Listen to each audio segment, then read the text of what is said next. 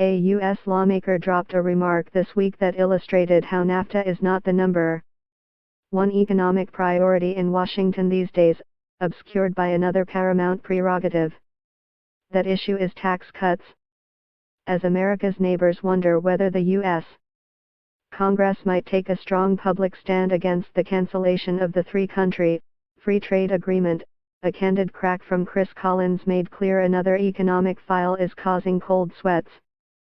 The Republican admitted he's under pressure from his political donors to pass a massive tax cut package, which would reduce rates on corporations and most Americans and give the wealthiest especially huge benefits by ending the estate tax. My donors are basically saying, get it done or don't ever call me again, said the New York congressman, an early Donald Trump supporter. That comment drew scorn from opponents as evidence that Republican priorities lie in catering to their rich political patrons. But it also underscored something that is apparent to the Save NAFTA crowd. Right now, Congress's attention lies elsewhere.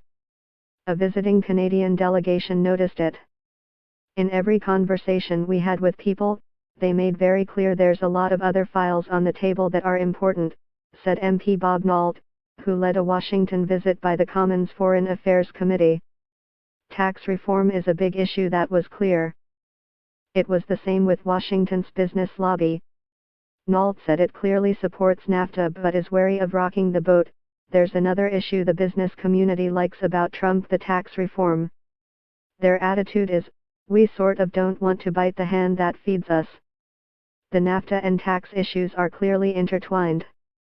One well-connected lobbyist and one pro-business group in Washington have told the Canadian press that the Capitol is fixated on tax cuts, and as long as that issue is alive, expect a holding pattern on trade. A series of trade decisions have been put off, like whether to scrap the U.S.-Korea agreement, impose tariffs on China, and even NAFTA has had its timeline punted off into the distance, with an anticipated year-end target for a deal pushed to next spring.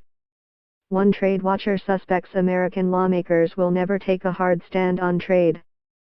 Some people are counting on Congress to pass a law reaffirming support for NAFTA, or insisting on a thorough study before any U.S.